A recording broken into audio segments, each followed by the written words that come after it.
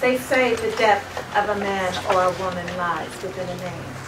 And once the name is affixed, the name becomes you, and you become the name. Ladies and gentlemen, fellow Toastmasters, most welcome guests, what's in a name? What's in a name? You have no idea. Names define people, places, and things. They represent experiences, milestones, and family legacy. Names are the seam that sew an individual to their destiny.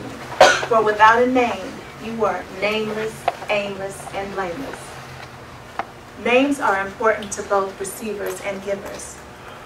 But of equal importance are the bestowal of names and the events that birth them.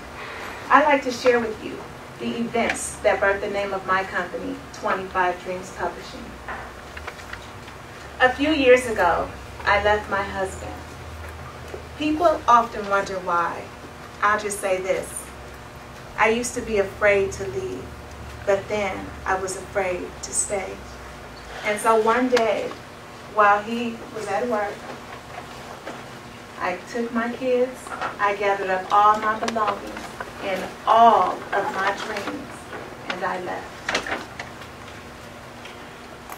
Needless to say, that was the final part of that chapter of my life.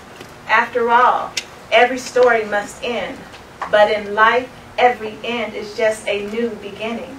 And this was my new beginning. I was on my way to start Fox Publishing. I was going to be a business owner, an entrepreneur, a master of my own fate. But in between all the dreaming and dream planning, I had to and loved to spend time with my kids, taking them on outings here and there. On this particular outing, we visited the Natural History Museum. My kids seem to be fascinated with wildlife, both living and dead. Initially, there was nothing special about the visit. We took our standard tour, but at the end of the visit, we came upon a well, a wishing well. And what do kids want to do at wells? They want to make wishes. So I gave them each a coin so that they could make their wish. And then they wanted another, and another, and another, and another. These kids had managed to strip me of every coin I had in my pocketbook, except one quarter. I decided to use that quarter for me. I was going to make a wish, but it was a quarter. I was going to make 25 wishes. And see, my wishes, they centered around my craft. I write stories and songs. I create characters, concepts, and storylines. I bring into existence that which has never existed. But through my craft, my ultimate wish was for fame and fortune. So while my children climbed upon the majestic statues, took unauthorized dips in and out of that well, and erratically moved about as if injected with some sort of caffeinated sugar solution, I wish that the characters that I created, the books that I had written, were on the shelves of stores all throughout the world. I wish that my face would grace the covers of magazines, my story told for all the world to hear. I wish that when they refer to Megan Fox, F-A-U-X, that they refer to me as an inspirational media mogul, creatively dealing information and positively touching the lives of others.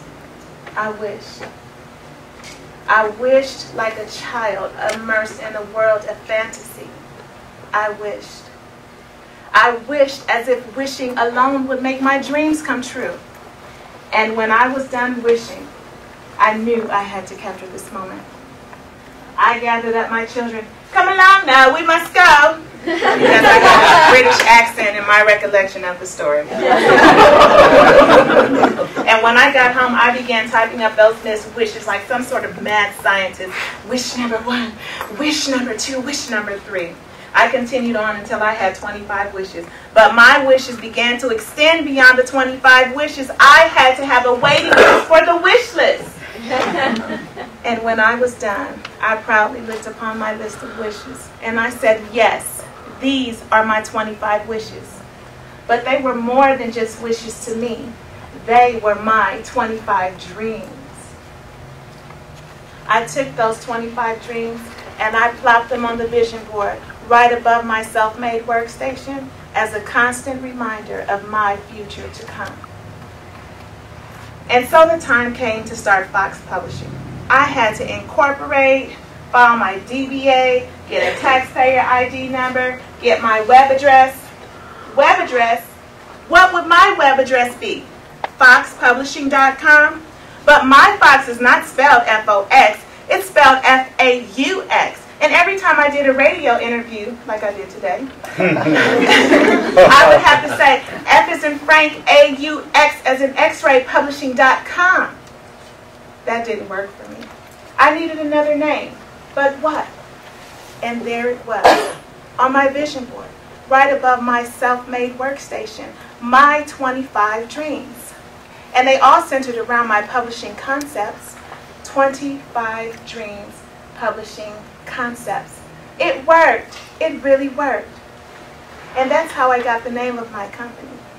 But these 25 dreams were not only the name of my company, they were the blueprint for my company, the blueprint for my new beginning, and the blueprint for the rest of my life. And at that moment, when I named my company, I unknowingly took a vow to live my life to achieve my 25 dreams. And I stand before you today in the midst of that 25 dream journey, in the midst of the 25 dream campaign, imploring you to do the same. Live your life to achieve your 25 dreams.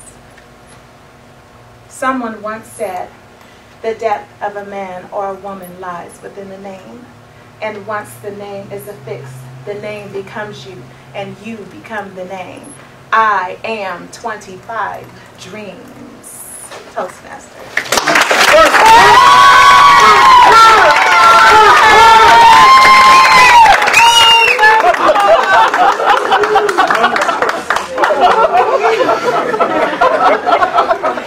All right.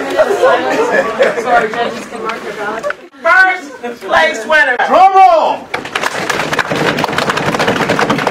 25 dreams. Yeah!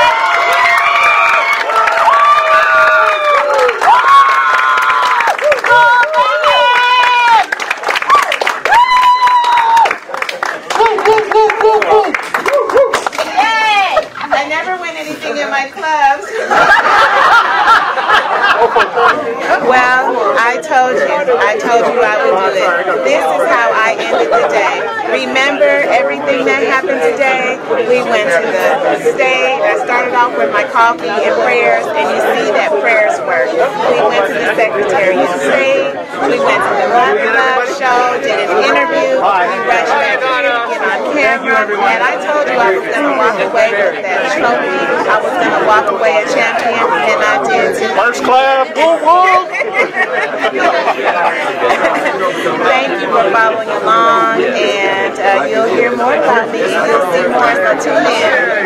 Making 25 Dreams Fox, first class champion.